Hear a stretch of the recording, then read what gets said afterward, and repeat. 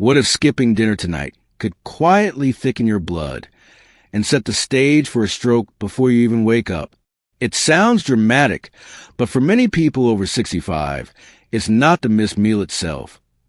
It's what your body does while you sleep that makes the danger real. As you rest, your blood naturally loses fluid and becomes more concentrated.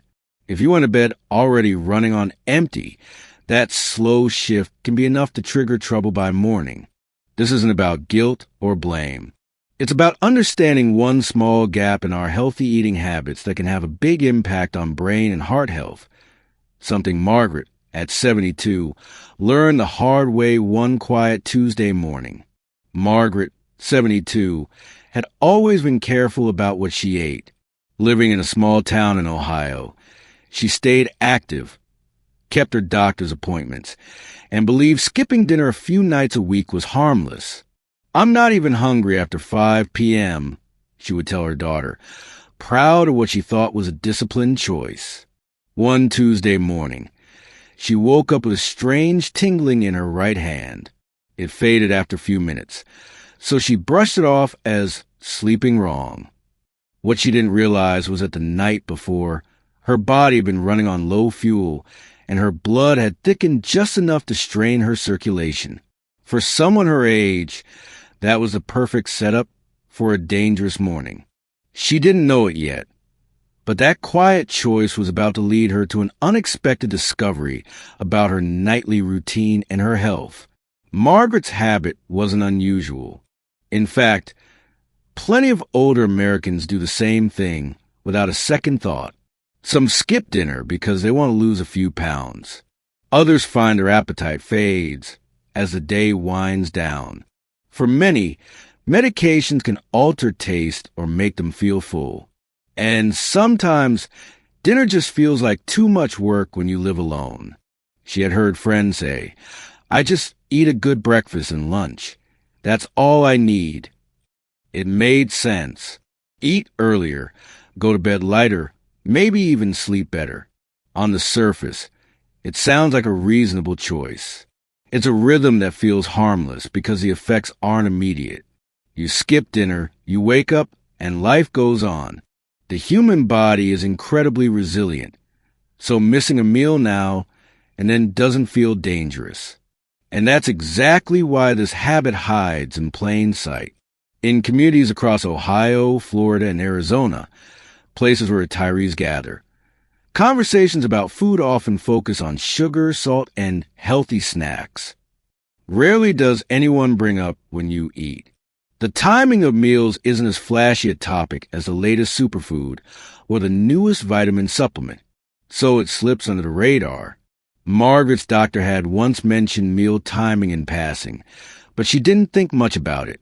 After all, she had always believed the most important thing was to choose healthy ingredients. She kept her pantry stocked with whole grains, canned beans, and low-sodium soups. She knew about watching her salt intake and keeping cholesterol in check. But the clock, that invisible part of eating, wasn't something she had learned to think about. Her evening routine seemed simple. Watch the news, make a cup of herbal tea, and head to bed by 9:30. If she felt a little hungry, she told herself she'd just eat a bigger breakfast. Some nights, she might grab a couple crackers, but that was it. It wasn't laziness or neglect. It was habit. It was comfort. It was the way she had lived for years, and nothing bad had ever happened until that Tuesday morning. The tingling in her hand was gone by the time she made her tea, but her mind kept drifting back to it. She told herself it was nothing, yet a small worry had begun to settle in the back of her mind. She didn't realize that while she had been enjoying her quiet evenings, her body had been quietly adapting to a pattern that carried more weight than she knew, a pattern shared by millions of older adults across the country, one that only showed its true cost when the body was at rest. That Tuesday afternoon, Margaret decided to bring it up during a checkup with her doctor. She almost didn't mention it. After all, the tingling had gone away. But as soon as she described her skipping dinner habit, her doctor's expression shifted. Margaret, he began gently, have you ever thought about what happens inside your body when you go to bed without eating? She admitted she hadn't. She'd always assumed the body just rests at night, maybe burns a few calories, and that was it. Her doctor leaned forward. Your body doesn't just switch off. While you sleep, you lose water through breathing and through your kidneys. Even if you don't sweat, your body is constantly losing fluid. That's normal. But if you went to bed with low blood sugar and not enough hydration from food or drink, something important changes. Your blood becomes thicker. Margaret frowned. Thicker? He nodded. Think of it like maple syrup on a cold morning. If it's thick, it moves more slowly. Your blood is supposed to flow easily through your arteries, delivering oxygen and nutrients to every part of your body, including your brain. But when it's thicker, that flow slows down. And for someone over 70, that can be enough to trigger a clot. Margaret had never heard anyone explain it that way. She knew about cholesterol, about blood pressure, about keeping your heart healthy. But this was new. Her doctor continued. As we age, our blood vessels lose flexibility. That means they can't adjust as quickly when blood flow changes. Overnight, if your blood thickens and your vessels can't respond, the risk of blockage, a clot, goes up, and if that clot travels to the brain, that's when a stroke happens. He pointed out that the danger wasn't the act of skipping dinner itself. The real danger was a chain reaction it set in motion. Low evening glucose, less hydration, overnight fluid loss, thicker blood, and less adaptable vessels.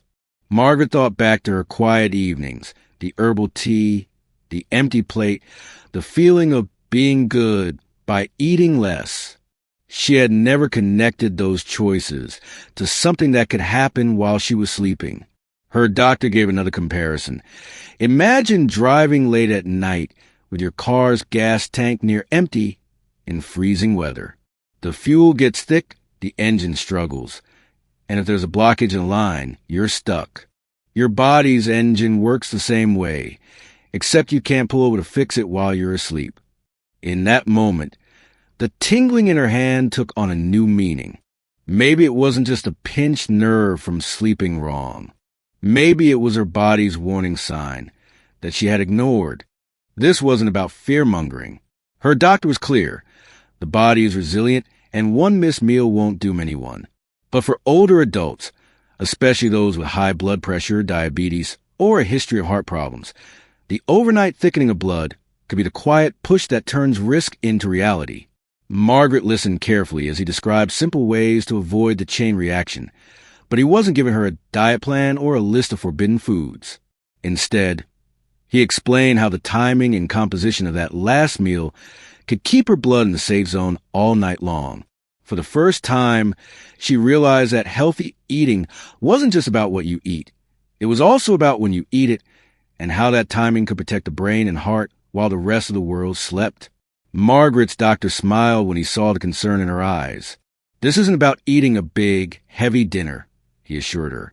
It's about giving your body just enough fuel and hydration to carry you through the night safely. That made sense to her, but she still wasn't sure what enough really meant. She didn't want to start cooking elaborate meals at 8 p.m., and she didn't want to eat something that would make her feel stuffed. So he offered 3 simple, safe evening plates. Quick, light, and easy for one person to prepare.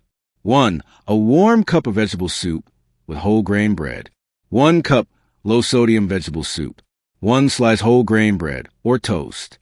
The soup provided hydration and slow-release carbohydrates, while the bread gave just enough fiber and substance to keep her blood sugar steady. 2. Greek yogurt parfait. 3/4 cup plain Greek yogurt. 1/2 cup fresh blueberries. 1 ounce almonds or walnuts. The yogurt offered protein. The berries added natural sweetness and antioxidants, and the nuts supplied healthy fats, all in a portion that wouldn't sit heavy in her stomach. 3. Oatmeal with peanut butter and cinnamon. 1/2 cup cooked old-fashioned oats. 1 tablespoon natural peanut butter. A sprinkle of cinnamon for flavor. Oats provided gentle carbs. Peanut butter added protein and fat for balance, and cinnamon brought a warm, comforting taste. He emphasized that these meals weren't rules, but starting points. The idea was to choose foods that combined hydration, steady energy, and nutrients, without excess salt, sugar, or saturated fat. Margaret liked that none of these required much time. She could keep soup in the pantry, oats in a jar, and yogurt in the fridge. Each option took less than 10 minutes to prepare, which meant she wouldn't have to overhaul her evenings. Her doctor also added one more tip. Drink 8 to 12 ounces of water about an hour before bed, enough to support circulation without causing too many nighttime bathroom trips. Think of it as tucking your body in, he told her. You give a little comfort, a little fuel, and it will do the rest while you sleep. Margaret started picturing herself making a small bowl of oatmeal instead of just sipping tea.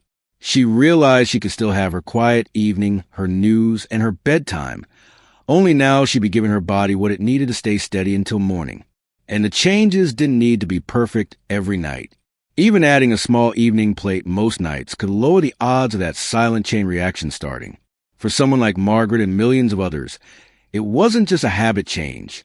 It was a small, nightly promise to her brain, her heart, and the people who cared about her.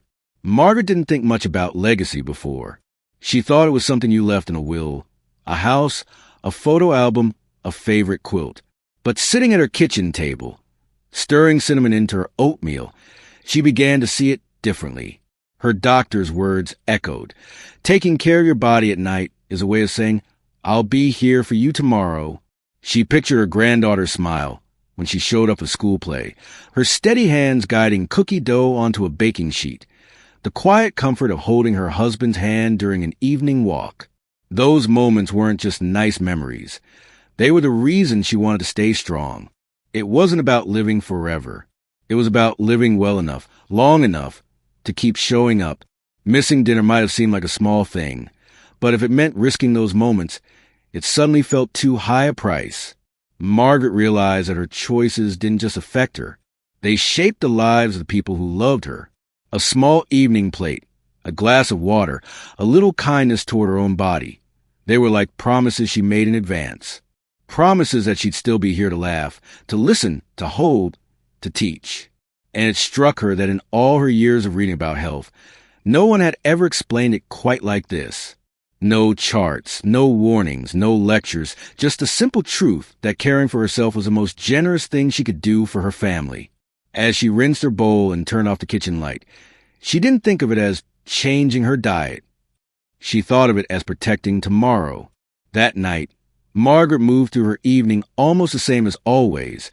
A little news, a quiet house, her favorite chair. But now there was a small, warm bowl on the coffee table beside her tea.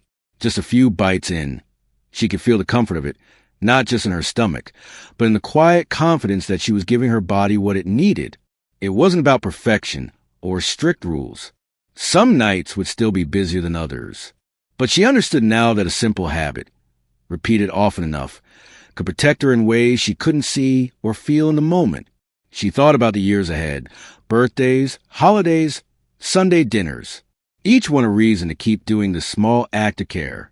And she liked knowing it didn't require big sacrifices, expensive ingredients, or complicated recipes. Just a little food, a little water, and a little awareness. In a way, it was less about changing and more about adding. Adding one more layer of safety. Adding one more chance to wake up ready for a new day.